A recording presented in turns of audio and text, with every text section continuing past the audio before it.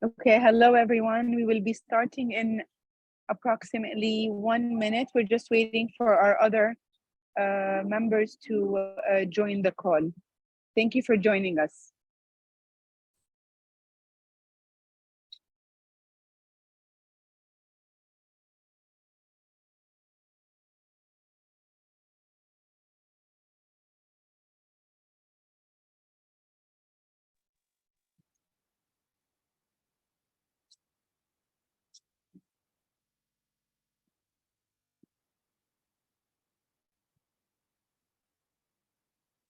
Okay, Anshal, please give me the go-ahead when you want me to start, please.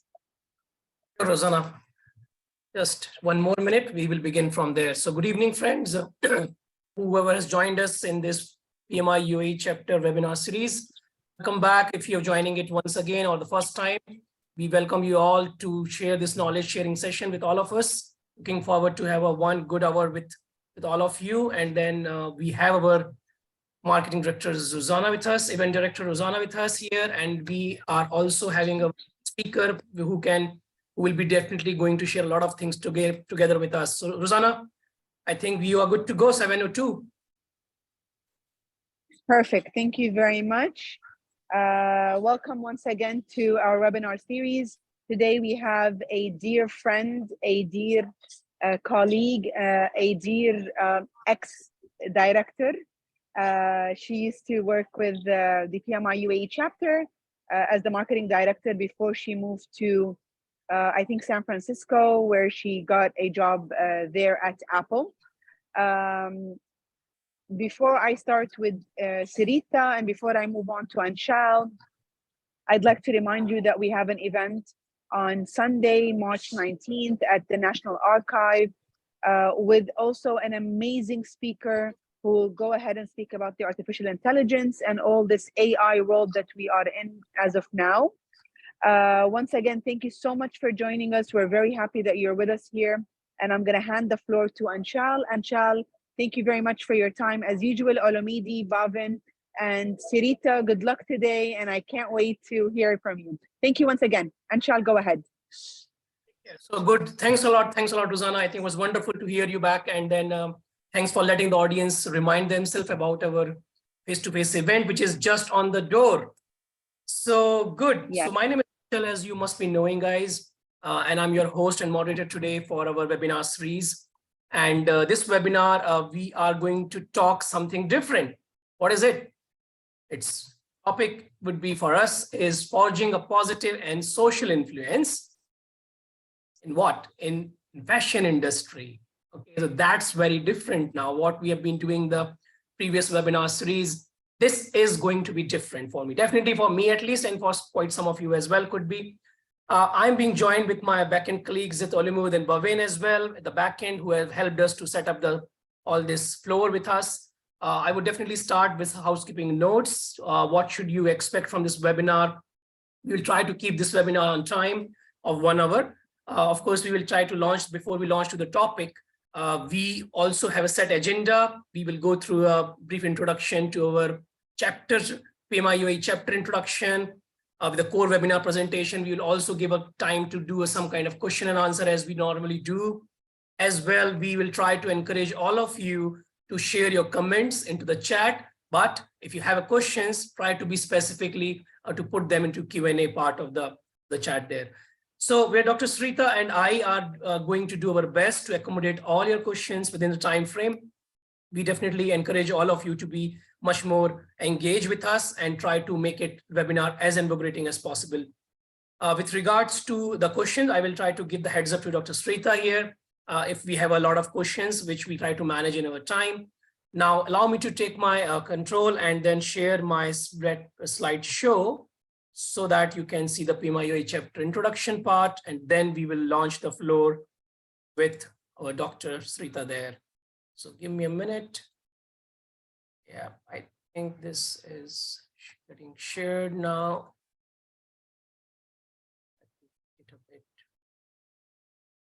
So here you go. So as I mentioned, the topic is very different, and I expect that in the talk would also be something which will bring us, which we have not heard before in this sector especially. About Institute, we are the world leader. We work on the behalf to advance the project management practice as a profession worldwide. As a chapter perspective, we are the UAE chapter, which is 100% based from the Project Management Institute in UAE. And then we are running 100% by volunteers overall. So we here are proud to say that we're in the top 5 chapters globally with the number of members. And we are definitely hoping that this number will keep on growing day by day. We are passionate about the project management practice, profession, and as well as we are here to cater to your personal development, more importantly, the networking and education piece. We are dependent on you in order to make our activities as interactive and invigorating as much possible. Also, please try to contribute with all your ideas and your interesting topics and presentation if you have with questions and even the corporate sponsorship, or you want to help us as a volunteer. So you're all welcome over there to join us. A brief introduction to the chapter board members. Dr. Mohammad Al-Reda is the chapter president, and rest of the directors, as you can see over there, are all listed up there. So what is 2023 has brought to the PMI chapter? Some enhanced benefits which are getting enrolled as a part of the strategy of chapter itself. We are also continuing our 4 pillars of networking, learning and knowledge sharing, career growth, and events. So this particular series, what we're trying to do today is a part of diversified webinar series under the event section. Silver partners, Dubai Properties and Miras, and a lot of our collaboration partners listed over the slide there as well. And this list will keep on continuing to grow there. PDU information, as usual, normally we allocate 2 strategic PDUs, which should automatically get claimed to your account if you are going to stay with the webinar within the 4 weeks normally. Normally it doesn't require any kind of intervention from your side, but if in any case of a particular issue you get around the PDU claimation, please drop a mail to info@pmiua.org. Please encourage everyone to start engaging in social medias. PMI chapter is very much active in different social media channels. And of course, the website as well is giving a lot of information about upcoming events. The one which Rosanna said is after 2 days itself. So that is about chapter introduction. And I would like to take it back the control and then what I'm going to do is that before I hand over the floor to our esteemed speaker, I would like to give one important news. What is that? So we are going to give a good giveaway to somebody in our audience at the end of the session. For that, please stay in tune throughout the session and be as much alert and as much engaged as possible. So over to you, Doctor, to introduce and to take the floor away with a new interesting topic. Hello, good evening, everyone. It's good morning. I'm in Texas. So good evening. I'm so happy to be here with all of you. I know a lot of familiar names. So hi, it's been like 3-4 years since I last saw you in person. So happy to be here. A quick intro about myself. I am Dr. Syreeta Bond. I have 20 years in the industry and project management industry, working for different brands like Apple, Barclays Bank. I also served as a VP of technology for the Project Management Institute LA chapter when I was living in Los Angeles as a board of director. And I was also the assistant VP for marketing for UAE chapter from 2017 to 2019. And I was a chapter president of the National Society of Leadership and Success. I earned my doctorate degree from Walden University, and my study is actually published on Google Scholar and is published as a book. I earned my master's degree from Keller Graduate School under business administration with a concentration in project management. I have my PMP. And I also have my bachelor's degree in fashion design and retail management. So that's how it all comes together. I am the founder and creator of Edgy Opulence Lifestyle Branding Company, which is a small consulting firm. I do consulting services for partners, global clients, project management strategies, and designing high quality and scalable solutions. And I also share my knowledge on social media, on Instagram. I had my own project management series called Syreeta's Project Management Tips. So if you're on Instagram, definitely look at that. As a content creator, I do content for women of color, mothers, project managers, navigating the difficulties in the industry while managing work-life balance and mental health, because we are very busy people. And then lastly, I am a fashion designer, and I own my own fashion company called Lipstick Killers Collection, and it's a sustainable brand. And it's available online, ships worldwide. And I also am a sustainable company, so I offset my carbon footprints as fashion. So it just makes sense that I'm talking about fashion and project management, because that is my life. So let me get into the presentation. Let me share my screen.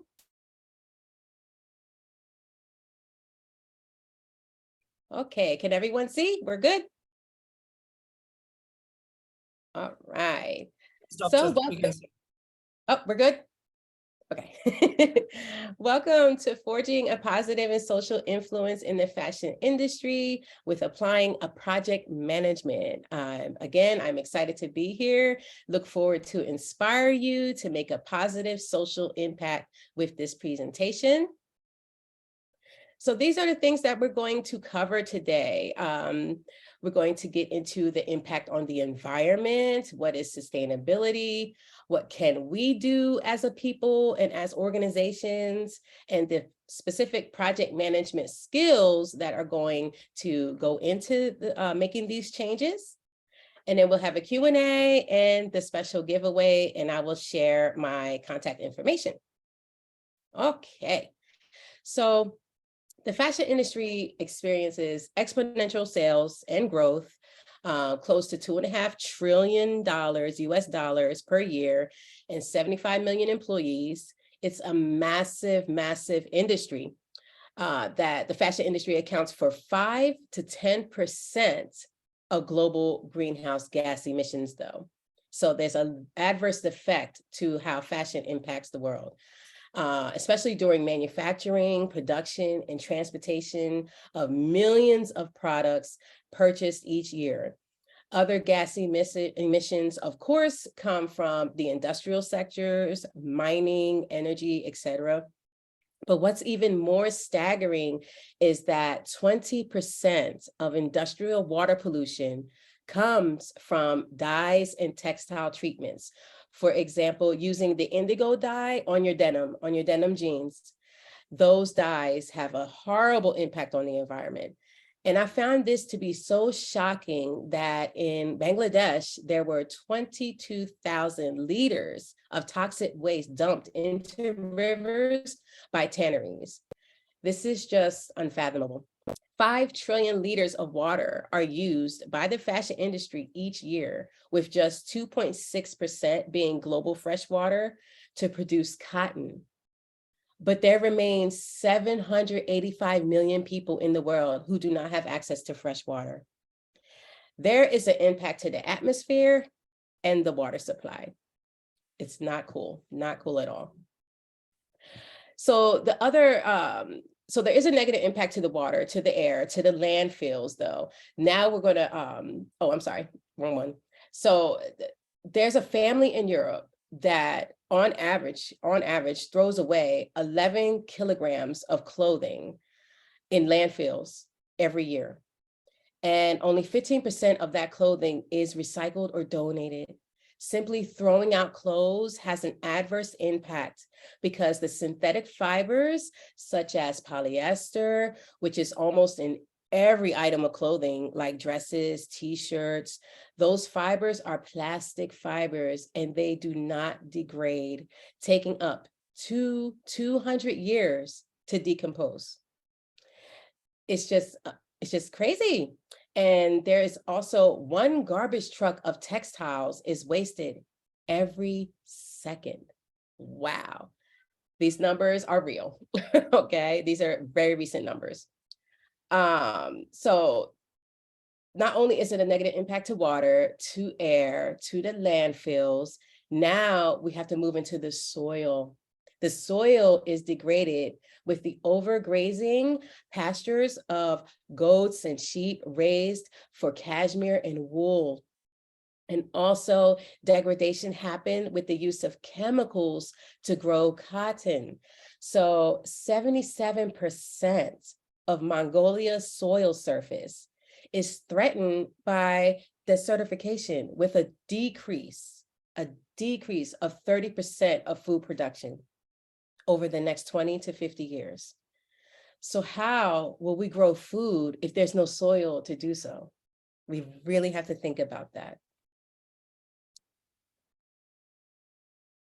Lastly, we will talk about the impact fashion has on our most valuable resource, which is people.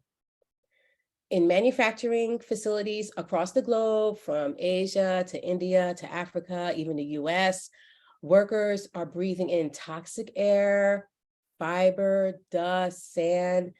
This was so shocking to read that in 2013, 1,134 garment workers lost their life in the collapse of a textile factory in Dhaka.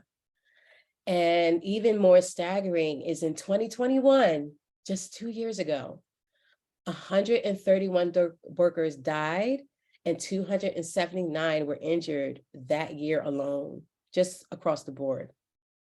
And unfortunately, child labor is still a practice to this day, with over 160 million children forced to work. I think we can all agree that this must change. All of these adverse effects from the fashion industry must change. But how can we address such a complex problem? Well, let's start with the simple steps. So what does it mean to be sustainable? That's a hot word right now. Everyone's saying sustainable, sustainable, sustainable across every industry.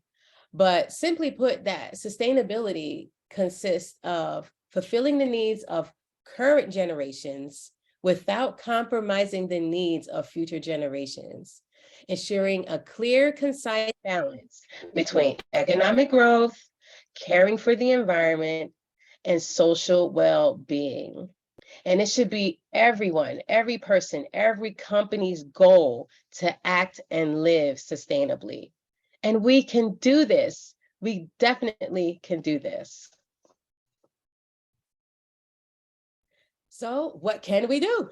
Okay, I found this on the web for sharing a clear, concise balance between economic growth, caring for the environment, and social well-being. And it should be everyone, every person, every company's. Sorry, my Siri kicked in. Okay. No need to apologize. Thank you. All right. What can we do to reverse these negative impacts? Here are a few ideas that as a collective people can change the world. You can encourage companies and the people, like all the people, your family, your friends, and you can choose clothes made in countries with stricter regulations. Companies can also choose to use organic fibers and natural fibers instead of polyester or rayon, because these natural fibers have less water waste. And of course, we can buy less. I am a shopper. I get it. I love shopping, even though I have my own business. I love it. But we can buy less. We can buy better quality garments that last years and recycle. It's so important to recycle. And as a shopper, you can look for garments with these particular labels. So we have the OK text, the GOTS, or the blue sign. Those labels identify the company as an organization that is reducing chemical use. It's always important to give. So donating to shelters, women's shelters, homeless shelters, poor countries, all of that can be done from our side and the company's side. And there actually are different fashion companies. I believe H&M has taken the initiative. You can return your old clothes back and they'll give you like a credit. So we have some change happening, but we can definitely do more. Another thing that I love dearly, because my company is carbon neutral, is we can make an impact by becoming carbon neutral and offsetting our carbon footprint and reducing the use of carbon down to zero. It's an easy process, as I outlined here. Excuse me. And there are a plethora of choices when it comes down to companies you can support with offsetting your carbon footprint.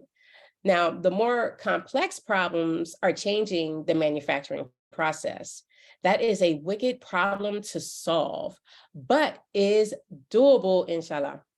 Clothing companies can join wonderful organizations called the Clean Clothes Campaign.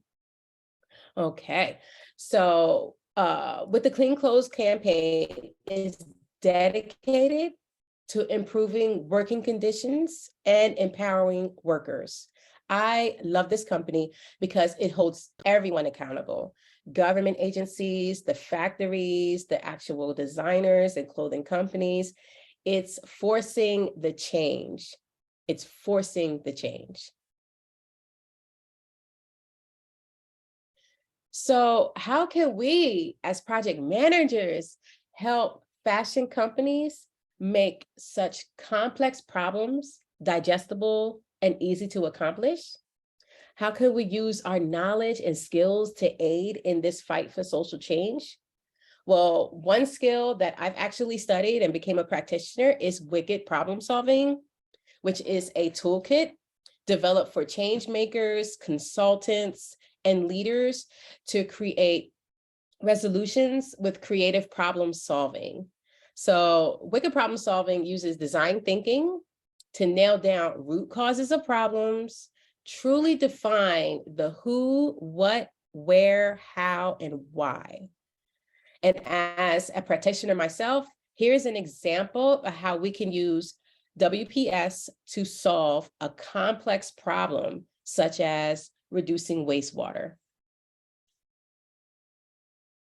So first, with wicked problem solving, you would lead with key questions and a problem statement or statements.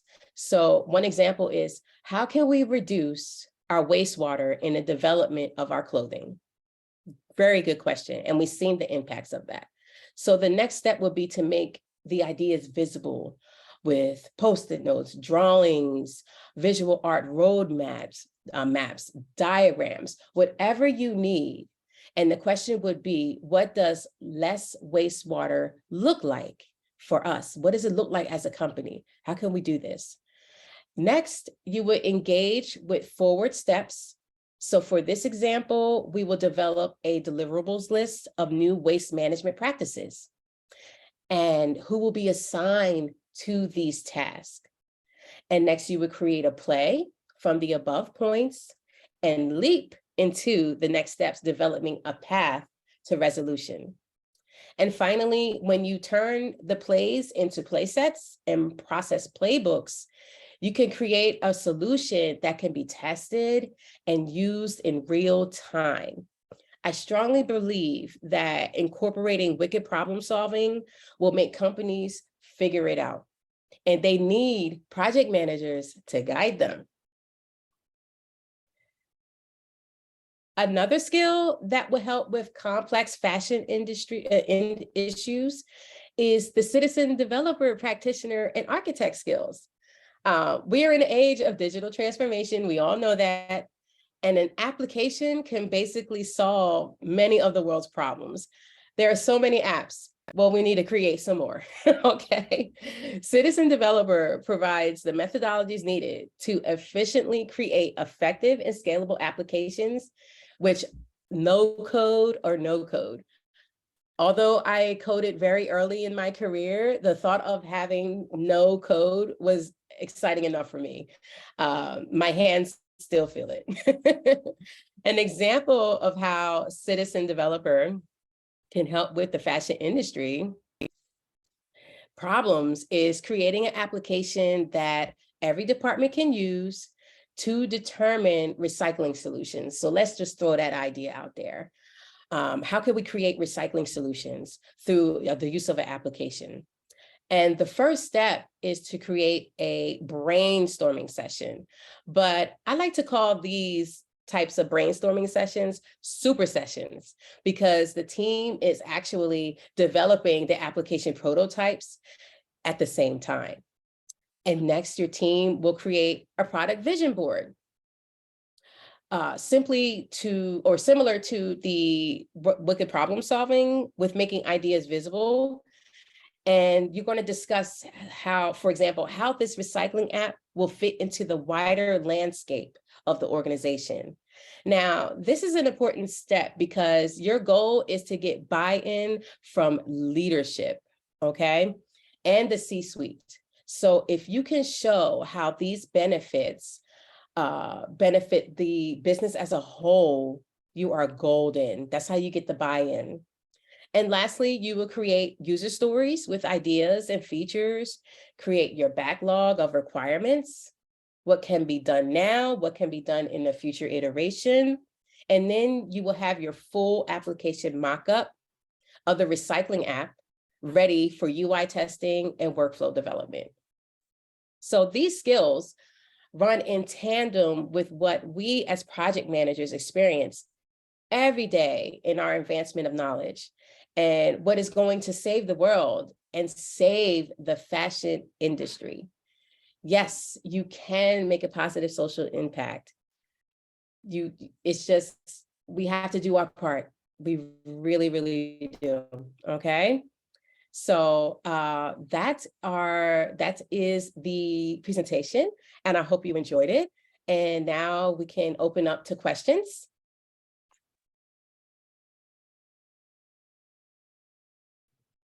Thank you, Dr. Syreeta. I think audience definitely would have taken some useful nuggets about your alarming figures, what you posed up, quite a few eye-openers in the fast-moving fashion industry today. We all know that the overconsumption and overproduction, these are the two different dimensions of fashion. And as you said, I mean, people are shopaholic, right? So we will not stop ourselves shopping anything. And until we stop ourselves, demand will definitely be there to produce. But that's where I think we need to be mindful of the situation, that whatever criteria, constraints for B as a consumer, what we need to keep in our mind to play our role in whatever the capacity we could. But more importantly, from the today's condition where sustainability and ESG is, I think, one of the hot topics around the world, not only in one segment of the continent, right? Fashion has a role to play. I was reading one research paper, and one alarming fact I would like to share with all the audience here before. I'm also expecting audience, please feel free to put up your questions in the Q&A section meanwhile, if that would be really great for me to club it up. So I was telling that fashion industry is in fact the second largest to contribute to the pollution. Yeah. That's something which I was not aware about. Exactly. Does it sound correct to me? I again researched it back 2 times, and it was something like people don't get it easily, because normally it all works in the fashion is in the form of what you see in the fabrics and the kind of accessories what you get, right? But being the part of the front end of the manufacturing, what is going beyond the scene is quite alarming, actually. That's the way we see it. But yeah, I think I'm getting some questions now in the Q&A. Please, guys, please keep on pushing it to the Q&A. One thing I got it is that first one is with Ajita Nair. Could you please elaborate on role of citizen development? So you spoke about it in your slide. And in fact, one of our webinar recently talked about citizen development using low code, no code, but that was more from the perspective of a concept. Okay, but now you brought this back to us here in webinar, and now we would be really understanding it the way, how does these apps with citizen development or application is going to map up to the theory of what we're trying to achieve here? Can you elaborate it? Yeah, sure. So I'm studying citizen development myself. I did the basic training, and I'm going to do the practitioner training and possibly the business architect later on this year. And when I saw that, because of the line of work, I'm in the tech industry, and there were so many different applications and platforms that solve so many problems. And I'm thinking, how can we use citizen development or applications to solve the problems of the fashion industry? Now, most problems are tangible, like they're on site, but when you go ahead and break down exactly what the root cause of the problem is, especially with recycling, how come there's not an app that a company can incorporate in their daily workflow that manages the recycling? Maybe they just don't have a platform for it. Maybe they're not thinking about it. And then I started thinking, okay, it's another root cause to this. So they probably don't know what recycling resources are around them, how they can make that better or how they can actually build their own recycling resource. So they're going to need some type of application or platform that they can rely on that can give them that information. So then they can develop an app for that. And, they could possibly share it with other companies, but they need to test it with their company first. An application doesn't necessarily have to, it's not physical, but it's about knowledge sharing, sharing facts, giving out like resource links that you usually cannot find. We can Google anything, yes, but still an application is going to be able to like develop an algorithm. Okay, this piece of clothing can be recycled in this amount of time. So how, why don't you go ahead and I can give you another fiber to use to recycle that's going to recycle in less amount of time. Things like that, like let an algorithm figure that out. Let an application give you those resources and those needs that the question or answers to the questions that you can't answer. So that's how I see it. That's how I envision it. Lovely. Means, in fact, you gave me the idea right away now. While you I now start thinking that, okay, can there be a requirement? And of course, there could be, where sometimes people, as you said, need to be aware of what to search. And then rather than going to the Google and trying to research about it, an app could possibly give them the first-hand information. And not only information, that app can go to the next level, to the point where it will start giving them which is the nearest recycle center, could be, which is the lowest cost recycle center you can utilize, or which is free of cost, which is associated with NGOs. I think it can go to the next levels going beyond. But yeah, thanks so much. It was a different perspective. That was we trying to understand that how you're trying to elaborate it.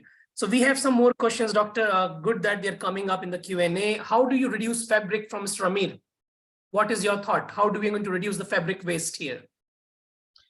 Oh, wow. So I definitely donate a lot of clothing, especially I actually need to donate to a local charity here in Texas. There's a charity for a women's shelter for International Women's History Month. They're taking donations, and you can get like a gift certificate or just, donate it because you care. And so I definitely donate a lot of clothes. I do not throw out clothes anymore. But also as a fashion designer, I reuse a lot of clothes. You can, what they call upcycle or downcycle. So you can upcycle clothes. So I could take a piece of a t-shirt, add it to some jeans, and make a whole dress out of it. Like you can just change clothes around. You can hand them down to like lower, your other family members who don't have clothes. I just gave my cousin, who is pregnant in New York, a huge box that took $100 to ship of baby clothes from my daughter. So, there's different ways. I feel like donating is the most important one, and you're giving back as well. Because there's so many people that are homeless, especially in the United States. I know that's not really an issue in Dubai, but in the United States, the homeless population is massive across the board. It doesn't matter where you are. It's a problem in every major city. They need clothes. Donating is the most important piece of it. Recycling, yes, but then again, we have that issue where if you have a whole bunch of clothes with plastic fibers, I'm not exactly sure which recycling plant does that. I mean, I'm pretty sure you can find one, but, donating, I think, is the best way to kind of like start. And then, recycling and reducing your carbon footprint and things like that. Yeah, means there's a lot of different ways, of course, and those ways will keep on transforming as we are into transformation journeys across the world. So the old ways of fabric waste reduction might not be applicable today. But another interesting question which I can see from the Q&A is that there are a lot of brand exclusivity campaigns, or the particular brands which they want to position themselves in a right direction about how these merchandise keep on bringing up the different type of clothes, producing these clothes constantly, just to try to create that exclusivity impact on the mind of the consumer fashion industry, that they want to differentiate themselves. But there is as such a regulatory position anywhere to penalize such practices in fashion industry? Do they exist anywhere? Oh, good question. I'm not 100% sure, honestly. Yeah, this question came from Zeba Ahmed. So Yeah. in fact, and there's a deep thinking around it. Yes. But in this area, do they really operate in this level of managing the merchandise production on the name of exclusivity? Is there anything of that sort building up anywhere, or is already existing in your knowledge anywhere? Yes, there are a few. Okay, so that's the thing. And I understand where you're coming from, because there are a lot of brands that are saying, we are this, we are that, and they're not really practicing it. But the beauty in that is that now there are several companies developing or in play that are holding these companies accountable. So there's this one certification called a SANE certification, S-A-N-E, SANE. And they actually, when you submit your paperwork or say, hey, I want my products to be SANE certified, they dig into it. They retrace where it's coming from.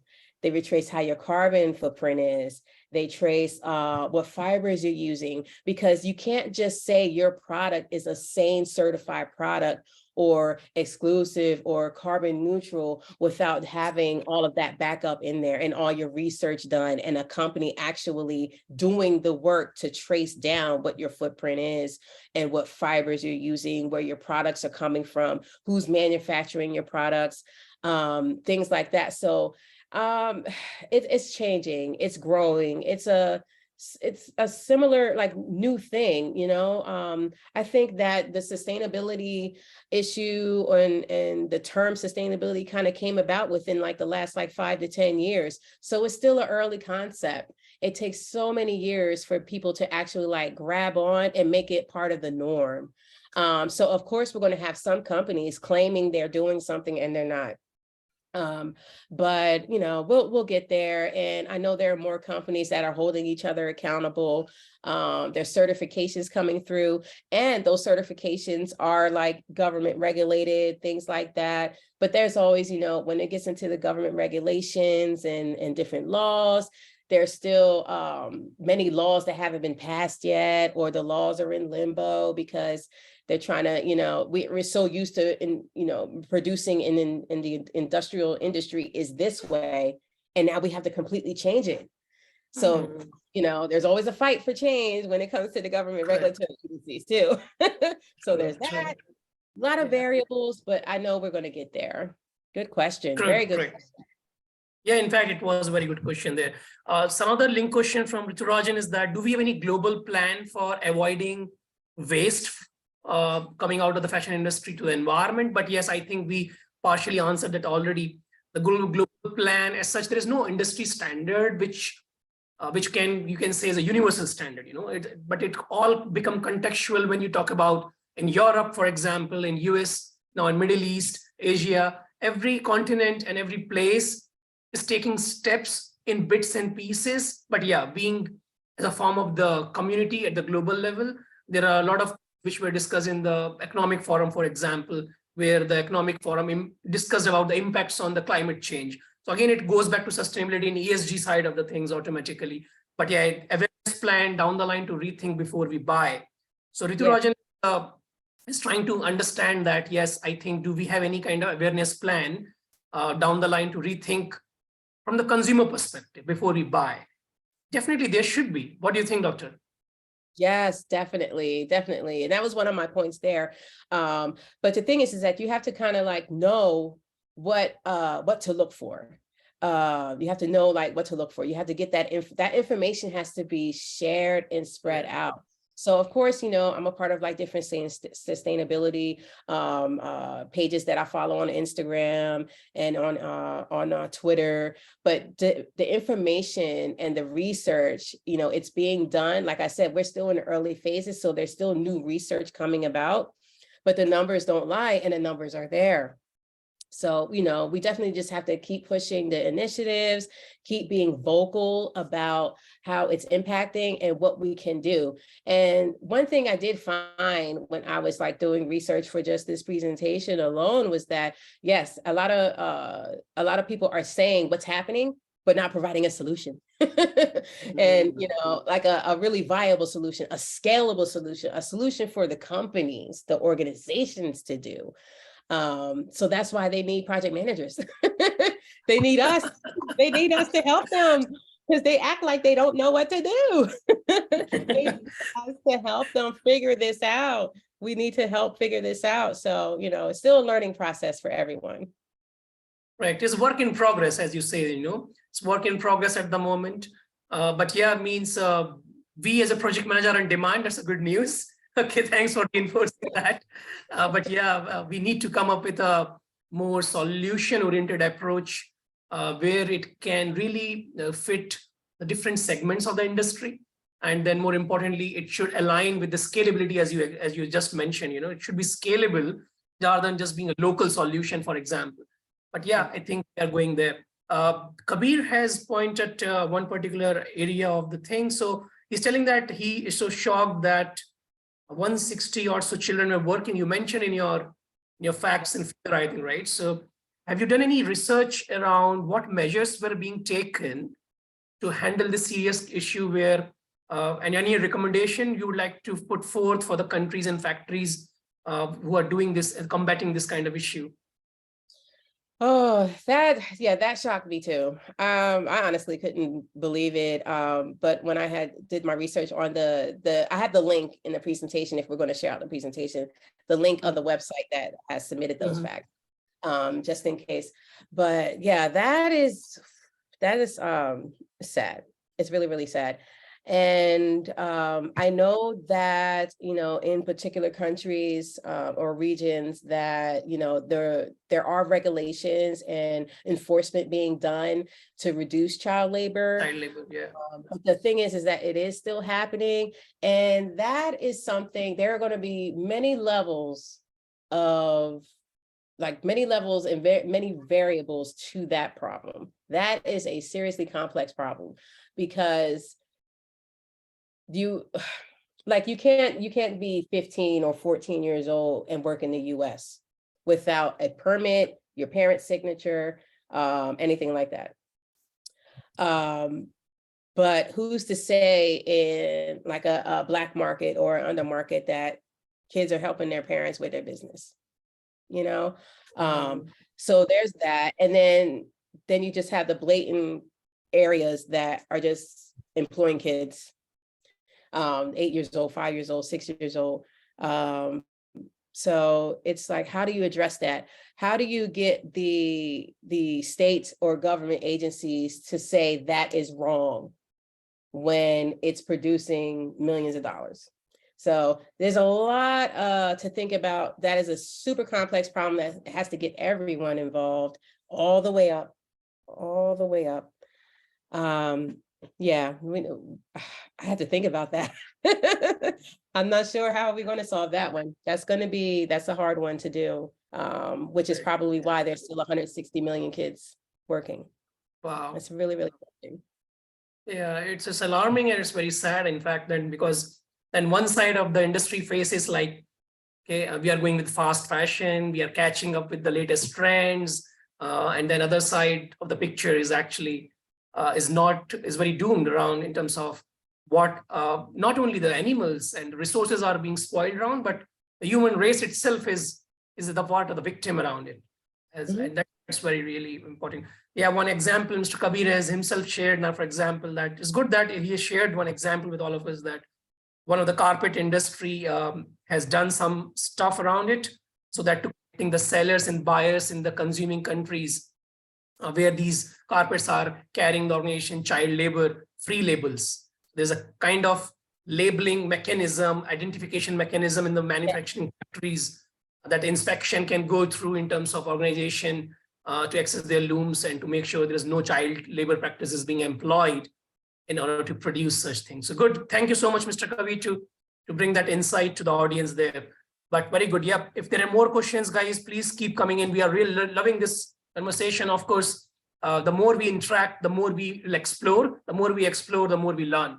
So I think important thing. So, Doctor, what is your mindset, or what is it specifically, if I ask you, what sustainability means to you more specifically to cater the sustainable fashion? What would you put it in your brainchild on this particular point? Well, it's about, for one, I think it's about having that passion and doing your part and caring, sincerely caring about how your children are going to live in the future and how their children are going to live in the future. I've seen, you know, I hate to say it, but I've seen too many movies where the world is just gone. The world is ruined. It's dust. We're living in the clouds. We're living on Mars.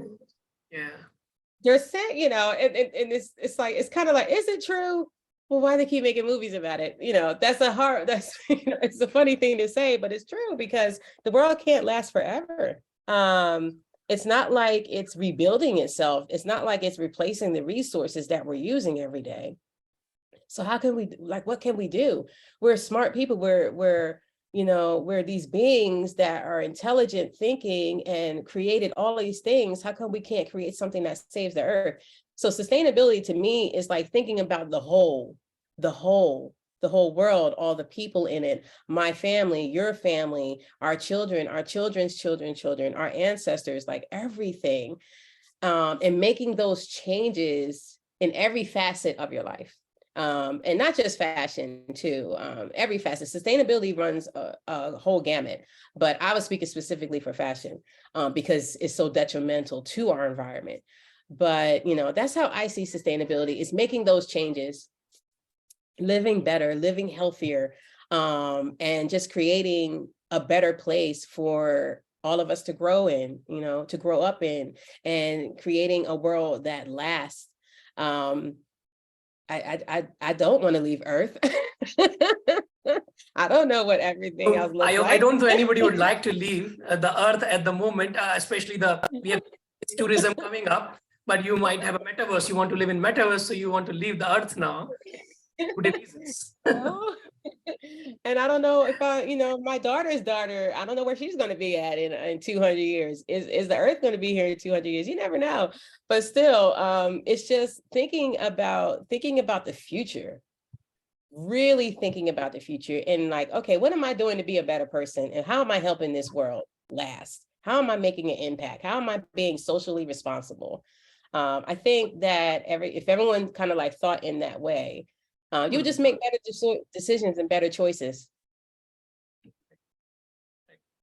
Absolutely right. So a few things comes to my mind as well, that we as a project managers, okay, as you explained, that one approach is to start thinking in terms of bringing the prototypes that can help this model to scale, to grow. But it's a nascent industry in itself. And to break anything of stereotype like fashion industry, to get married to the sustainable impact is not going to be an easy journey in any form. So definitely mindfulness consumption is one area of the understanding it. If you are mindful about your consumption, that our buying power is empowering us to overuse and overbuying these things. And it means buying is overproducing, right? So it literally goes a chain reaction. Yes. And that's what something that we all as an individuals, as a group, as a community, as a chapter, we should think about these lines. One thing. Another thing is that something about marketing. Fashion is always associated with flashy, sexy marketing stuff, isn't it? So this is also another layer of impact into the nature. How? So you see a lot of brochures, a lot of papers, a lot of energy, billboards, electricity, everything is getting behind the scene to make market in the fashion. Okay, in a nutshell, it is also going to impact the sustainable resources, whatever we are having, or in a form of the intern downturn spiral effect of it. So can we use technology, can we use project management techniques to employ these marketing stuff in the fashion industry rather than printing it, rather than billboarding it onto the road boards with the big billboards with electricity running 24/7 around, So can we use Instagram? Can we use social media to market it on the live auction, or those kind of what we say? Recently, I found it interesting that some people are doing the live shows of Instagram rather than paper-based marketing and branding. Yes. So that's another way of contributing, isn't it? That's another understanding how fashion is changing, how fashion curtailing the resource consumption, not going with the paper printing stuff, brochure stuffs, and those stuffs as well, right? So that's another area of thinking I think we can do. But yeah, it's a lot of things which we can discuss and definitely come up with a way there. Greenwashing, I think we never spoke so far, but the greenwashing is another problem which industry is going not only in fashion, but more importantly, everywhere, as you mentioned, Doctor, that companies claim that they have this, what you said, the right goals, or they are able to manage it under the particular scale of fashion standards, not overutilizing the resources. But yeah, it means a lot of things are getting claimed. Do they really are happening or not? That's a different altogether, So that's what the greenwashing meaning, that we are trying to say that we are going green, but we are washing it in the form of saying that we are going green, but we're not actually doing anything about it. It just getting that market exclusivity and getting the traction in the mind of the customer consumption that, guys, this company is doing something good to the nature or good to the society. So let me become a follower of this company in any form. So that's another area which is upcoming and going around with the circles now. But yeah, good discussions, Doctor. Lovely. I really love the discussion, and it was a different perspective about fashion, which we all want to explore because we are the part of fashion in any way, knowingly or unknowingly. But any last thoughts which you want to go before we disclose our giveaway thing, as well, which you are going to, I think audience might be surprised that, okay, what is that giveaway? And then basically you guys, you can need to contact whoever is going to get it. You can contact the PMI chapter team here and the event team, and we're definitely going to patch you up to get that giveaway gift for yourself. So, but yeah, Doctor, over to you to share last nuggets and your giveaway thoughts as well, plus the gift, whatever. Just, do your part. Think about what you're buying, recycle, donate, and just, think about, take the statistics that I shared seriously, and just really, be mindful of your impact and these companies' impact in the world. And, it's okay if you're not sure where to start. It's a lot to change into a zero carbon lifestyle, no waste lifestyle. It's hard. It's something that's not done overnight. But just think that if you did one little thing, and with a billion people that all chose to just do one little thing, we're making a huge difference. So, just think about that. And be mindful of, different companies that you're purchasing from. And it's okay to do a little bit of research. Google it if you don't know. otherwise produce the low code platforms now. That's what you give an idea. Right. You're going to create an aggregated platform for it. Develop an app. Change the world. Come change the world with me. But no, that's, I'll leave you all with that. And then I have my contact info if you ever wanted to connect with me and discuss more or have a question about anything, I'm here for you. Perfect, perfect. So what is the giveaway gift now? What I think audience will be waiting. Yes, so I actually— You're excited? Yes. You're excited? I recently published my doctoral study as a book, and Wow. I have a free copy of my book to give away to any lucky participant tonight. But you will have to answer this one question correctly, and I hope you were paying attention.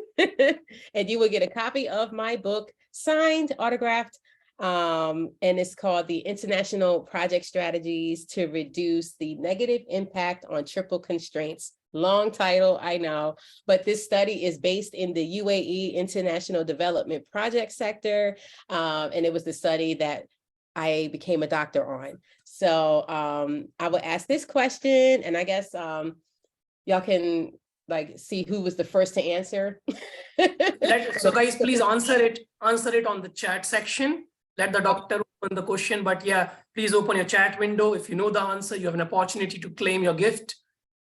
So I think if somebody has not opened the chat yet, please open it now. So let the doctor ask that particular blue bullet question for you. Go ahead, doctor.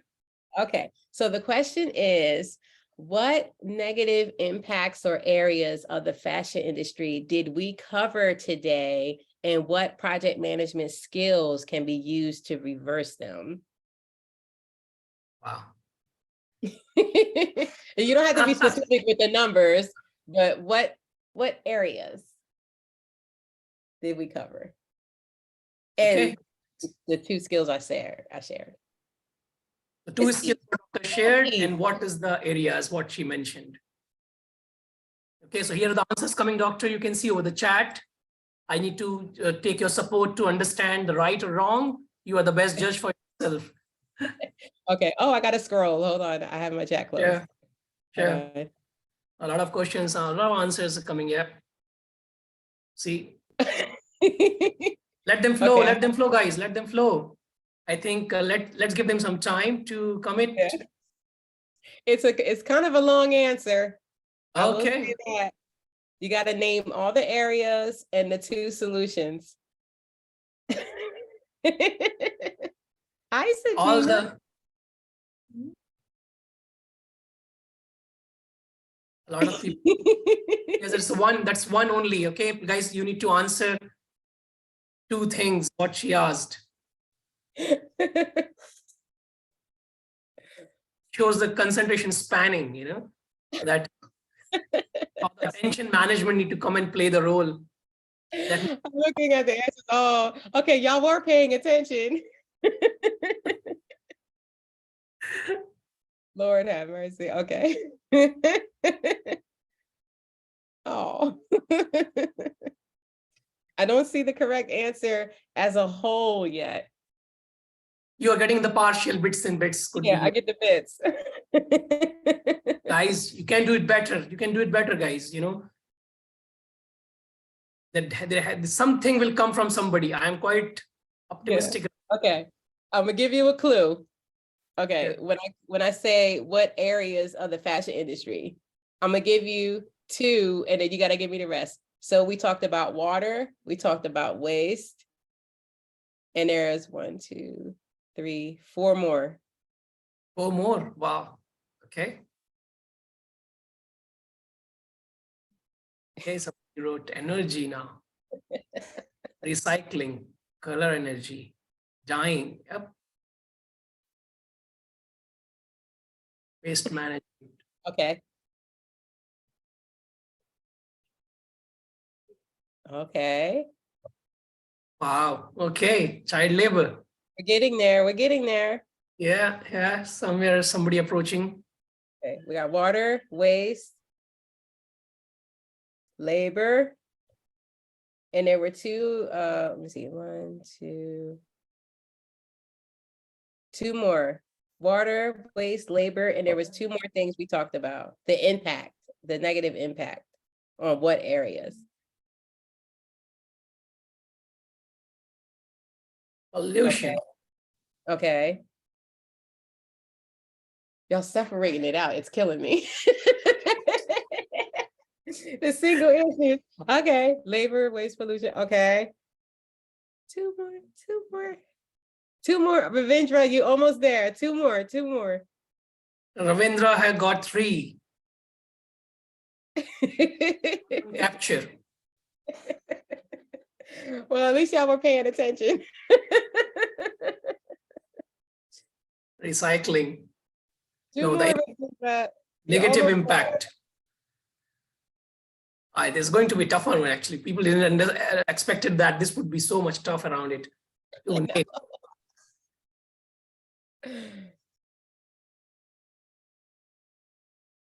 I'm sorry, how are we on time? Should we wrap up? Yep. Oh, wait a minute. Yep, I think. Oh, finally somebody puts a lot. Hey. Okay, almost. Okay, is it Lukman? Yes, Lukman. Okay, you got the areas. So Lukman got the areas, but the project management, what was the 2 solutions to the 2 project That's management? easy. That's easy, guys. Project 2 solutions, what she told. The second slide there, the third slide, in fact. 2 things that was starting with, should I give them the clue? Okay, here it go. Yeah. Okay, so Micheline got the other half the answer, and then Lukman got the other half. So you need to divide your book, or you need to give you 2 books now, please. Okay, I do 2 books. So hold on. So it was Lukman And Micheline. Micheline. Okay. Thank you. It was really fun. So both of you guys, please, congratulations for picking that right answer after a lot of thinking. And then please approach to event team, to me or to Bhavin. Please get in touch with us. We will definitely patch you up with Doctor to get your gift claim back. And it will come to you there. Don't worry. Thank you so much, Doctor. And a lovely audience. I think it was really interesting to ponder around this kind of topic. Basically that a lot of things were discussed, we learned together. And thank you so much to all of you to coming together and to contribute to this webinar there.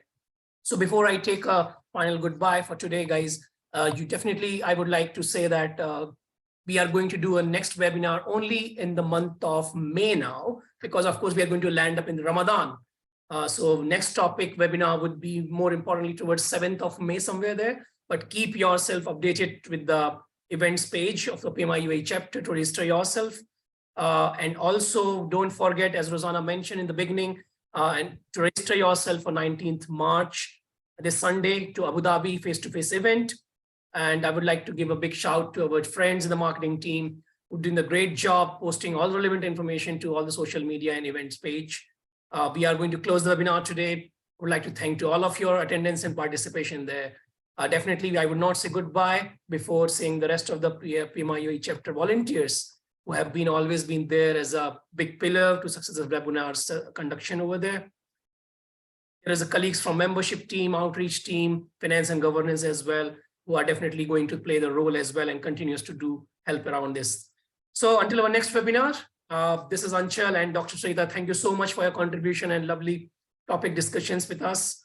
And then with my colleague behind the camera, Olimid and Bhavin, is Anchal wishing you a pleasant evening ahead. Thank you and God bless. And thanks for joining us this webinar. And we would like to see you in the next one, in the next to next month there. Thank you so much and a good night. Thank you. Good night. Thank you. Thank you so much. Thanks, everybody.